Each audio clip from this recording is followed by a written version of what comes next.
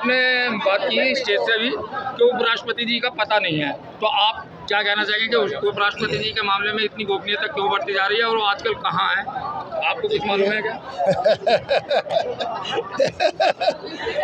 बहुत ही महत्वपूर्ण प्रश्न आपने पूछा है कि उपराष्ट्रपति जी कहाँ हैं। सदन चलते हुए उपराष्ट्रपति जी जो भारत के संवैधानिक दूसरे नंबर के पद पर विराजमान रहे, काफ़ी लोकप्रिय रहे और त्याग पत्र देने के बाद आज तक उनका कोई भी अता पता किसी को नहीं है, न ही कोई पब्लिक फोरम में, न ही कोई सोशल मीडिया में, न ही कोई किसी भी तरह के कार्यक्रम में उनको देखा जा रहा है। बहुत से विद्वान वरिष्ठ अधिवक्ता इस बात पे मैसेज कर रहे हैं, बता रहे हैं लोगों को कि उपराष्ट्रपति जैसे व्यक्ति के बारे में लोकतंत्र के जीवित रहने के बाद भी अगर पता नहीं चल पा रहा है तो हम लोग किस स्थिति में इस मुल्क में आज की तारीख में रह रहे हैं। ये बहुत ही गंभीर विषय है। आपने मन से एक और बात कही, दो बाबाओं की बात की। एक आपने की बाबा एक ही है अम्बेडकर बाबा, और एक दूसरे बाबा के बाबा। आधुनिक भारत, इन दोनों बाबाओं में क्या फर्क मानना है और क्या क्या रोल है इनका? एक बाबा मानवतावादी हैं, समतावादी हैं, एक न्यायवादी हैं, संविधानवादी हैं, जातिवाद को ख़त्म करने वाले हैं, धर्मों के बीच में जो लड़ाइयाँ लगवाते हैं उसका विरोध करते हैं वो। और एक बाबा जातिवाद फैलाता है, एक बाबा पाखंडवाद फैलाता है, एक बाबा वैज्ञानिक चेतना को कुचलता है। इस तरीके का जो भारत हमारा आज की तारीख में होना चाहिए था, भारत के संविधान को लागू होने के बाद, इसको ये लोग फिर 1950 के पीछे ले जाने वाले स्थिति में पूरी तरीके से पाखंडी बाबा काम कर रहे हैं। एक सर का मामला चल रहा है, सर जांच चल रही है सर की, तो इसमें पीडीए को आप क्या समझते हैं, कितना रोल है पीडीए को बाहर करने का या अंदर करने का? ये बेसिकली जब हमारा भारत का संविधान लागू हुआ तो उस समय दो विचारधाराएं थीं। भारत के सभी नागरिकों के लिए वोट का अधिकार नहीं दिया जाना था। दो संघर्ष हुए इसमें। एक विचारधारा जो आज की तारीख में भारत की सरकार की हुकूमत संभाल रखी है, उत्तर प्रदेश में हुकूमत संभाल रखी है, वो चाहती थी कि किसानों को, दलितों को, पिछड़ों को, महिलाओं को, अल्पसंख्यकों को, अनपढ़ लोगों को, गरीब लोगों को वोट का अधिकार न मिले। तो वही शक्तियाँ जो मानती थी ऐसा, वो आज प्रभावी हैं। चाहे वो भारत में भाजपा की सरकार हो, चाहे उत्तर प्रदेश में भाजपा की सरकार हो।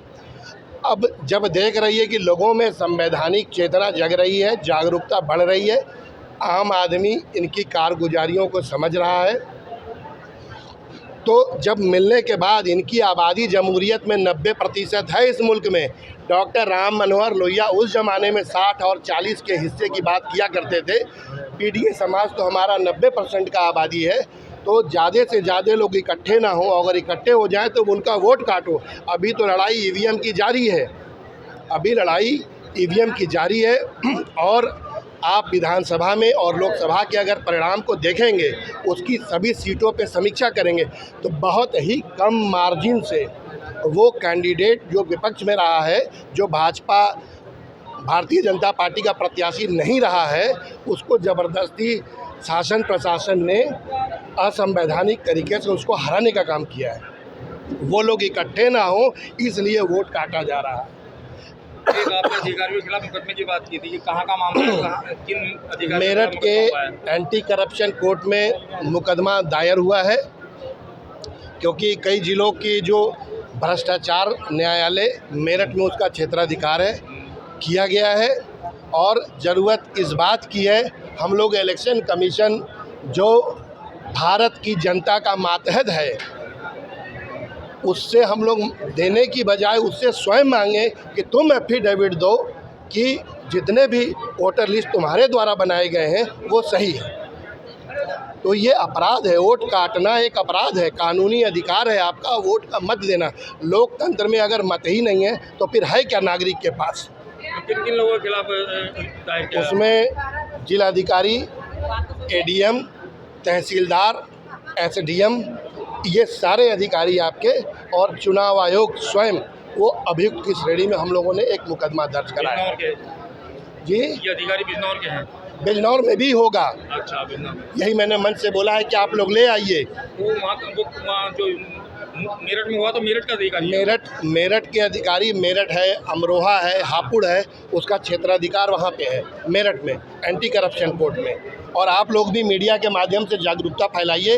वो वोट देना और वोट नहीं देना उनकी बपौती नहीं है। वोट देने का अधिकार भारत के संविधान से आपको मिला है, ये किसी रहनुमा ने आपको नहीं दिया है। जो पीढ़िए समाज की रहनुमाई कर रहे थे हमारे पूर्वज पुरखों ने वो अधिकार हम लोगों को दिया है। वो अधिकार इतनी आसानी से हम लोग जाने देने वाले नहीं हैं। उनको मुलजिम बनाइए आप, जो आपके अधिकार को काटे, आपके अधिकारों का हनन करे, आपके अधिकारों को कुचले, उसके खिलाफ आप कानूनी लड़ाई लड़िए संवैधानिक तरीके से। जो अम्बेडकर वाहिनी आई है, बाबा साहब के संविधान में इतना दम है कि आप घुटनों पे ले आ सकते हैं। Thank you.